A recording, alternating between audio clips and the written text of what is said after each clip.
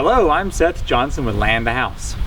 So if you've been following along, I've been showing a lot of individual steps that have been done to our tiny house, but I've not really stepped back to look at the big picture, and I thought, let's do that today. So I'm just going to kind of walk through the things we've done over the past few videos and just look at everything as a whole. So let's get started. Let's take a look at the foundation. Of course, we poured a concrete pad down here and then put our 4 layers of block on. So the door is still one of my biggest mistakes for not measuring how large a real door is supposed to be, but I'm going to make it work. So, still checking out our foundation. Had a little bit of a problem right here, as you can see. These blocks are a little bit off, and then this whole back wall actually swells in a little bit. You can probably see that some, and that made it a little bit difficult with this board right here. You can see it's off by 1.5 inches or so, but we made it work. So coming around here, there's our bottom.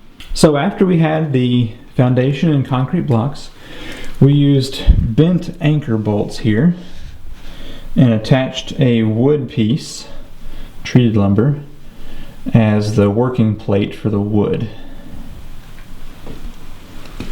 Next, we started working with our first stud walls. After that, we framed up the door and then put a window up here.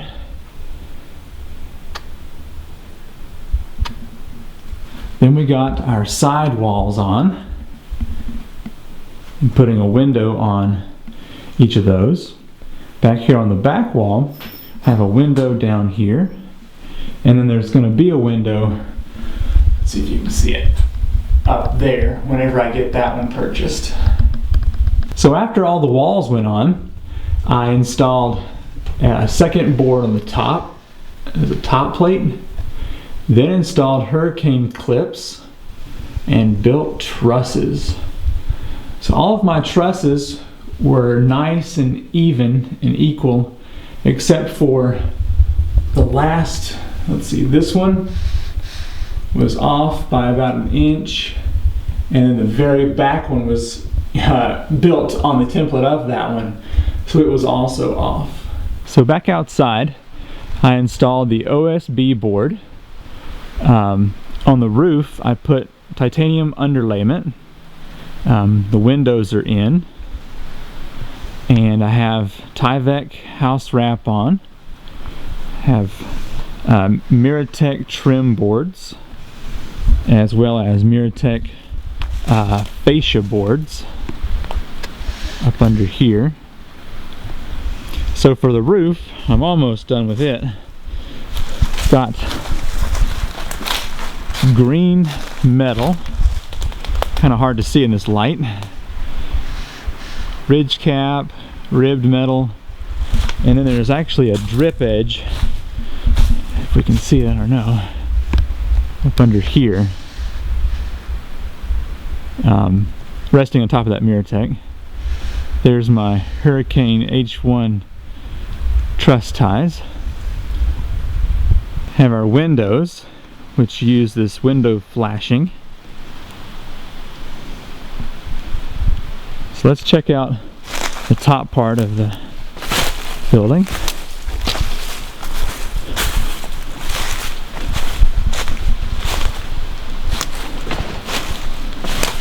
This hateful little window here sliced my hand open some. It was kind of annoying. So have trim boards up here as well, but I've not installed the ones on the back here on the corners. So over here, this is the steep side. On the inside here, I've installed these boards going all the way around, and they have really made this place secure and stable. I've got also those on the roof. Made a big difference. Then I've installed I guess they're called rafters for the loft. And then I've got a wall started here for the bathroom. I'm using these anchor bolts into the concrete here for those. Plumbing for shower and sink. So if you've been wondering what this hole is in the side of the building, that is going to be a drawer to remove the composting toilet from the outside. So there'll be a little drawer here that slides out onto a concrete slab, and so you can access your buckets from out there. Well, I've done a lot of work to this tiny house, learned a lot of new skills as well. I did not know how to do most of this when I started. Added up last night how much I've spent on this place so far, and it's come to $2,481. It's really exciting. I noticed that a lot of those tiny houses on trailers are up close to $22,000 to $30,000. So I'm really excited to get this far with only $2,500. Well, a lot more videos to come. Thanks for watching this one. I'm Seth Johnson with Land the House, and I will see you next time. Bye.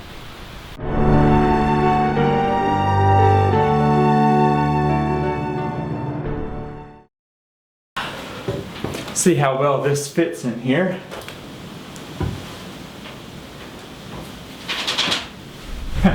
Afraid of that. About 1/4 of an inch off.